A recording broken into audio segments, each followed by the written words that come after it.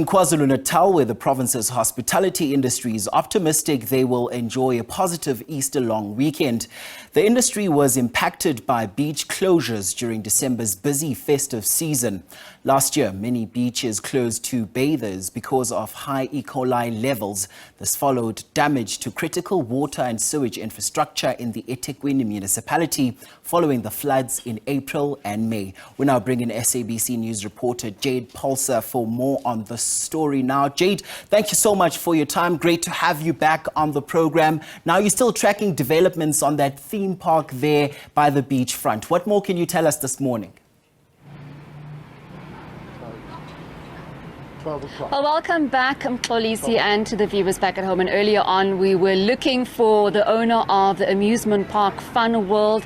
Right behind me, viewers that are looking at these visuals, you would recall, your childhood memories from coming here many years ago to experience this particular theme park. You can't separate the Durban Promenade without Fun World. And as a kid, I recall those memories as well. Very nostalgic. I am joined by the owner of Durban Fun World, Nick Steyn. Nick, thank you so much for joining us. I'm just going to go straight into it. What's going on? Why is this theme park closing? For the past 12 years, I've tried to pass it on to someone else that I can mentor and teach how to keep it going and make sure that it's safe.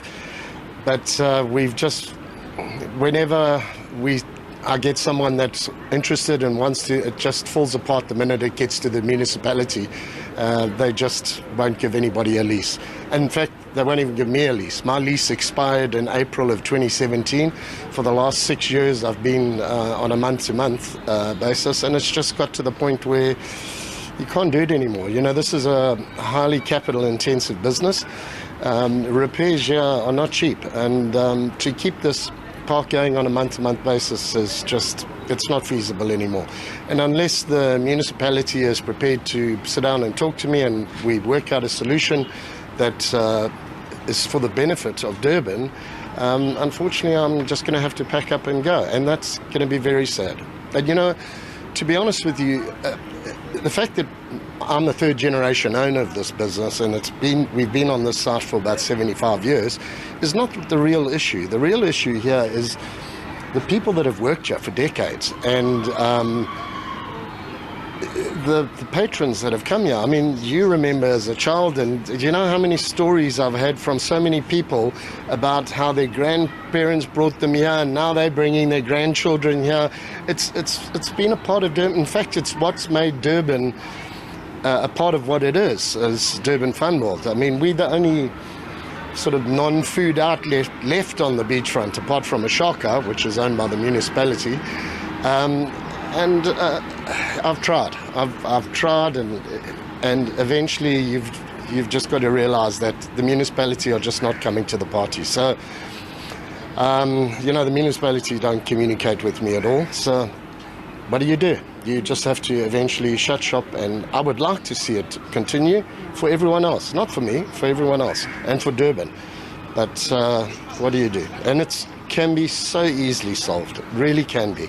It's just a case of sitting down and talking about it, finding a solution. I mean, if you look at these paddling pools that are sitting here, this is not difficult to solve, and it's part of we need a solution that's looks at the bigger picture, and there is a solution.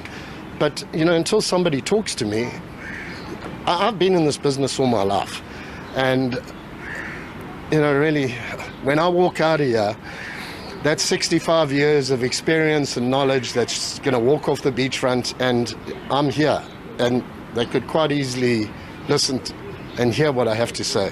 Nick, I just want to come in here. So we will definitely get a right of reply from eThekwini municipality. Certainly. But has there been any correspondence at all with the municipality? No. With regards to the closure now? Well, on the 27th of September, I sent them a notice telling them that I was going to close, but I also gave them options as to if they want to take over the rides. I will stay here and I will look after the park until they go out to tender and find a suitable operator, then introduce them to me and I will show them how the business runs. Do my notice to the municipality at the bottom, I put down there, please acknowledge receipt. and that was on the 27th of September. I haven't even had a word from anyone. No one. That's very unfortunate. And 75 years, you say this has been in your family, but not only in your family, but in many Durbanites, I think throughout the country, because there's so many tourists that come to our shores as well to experience what Durban has to offer. And when they come here, this theme park is the first place to stop at. Yeah, there was a time that when my father ran the business, he used to operate it 365 days of the year, and he wouldn't close before 12 o'clock at night.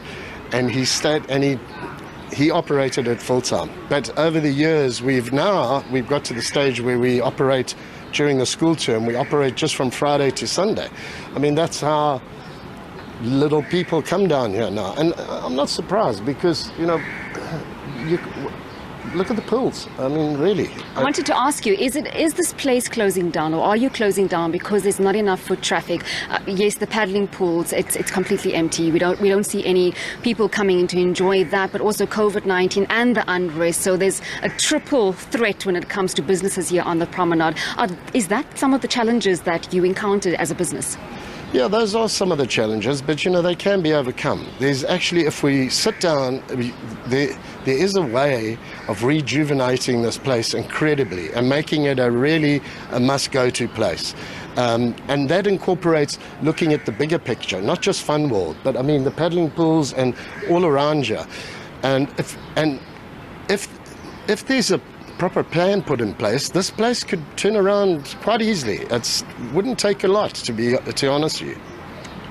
Well, Nick, thank you so much. It's very unfortunate, but we'll be keeping in contact with you as the SABC. Thank you very much for talking to us. Well, Mxolisi, very sad news coming from the Durban Promenade.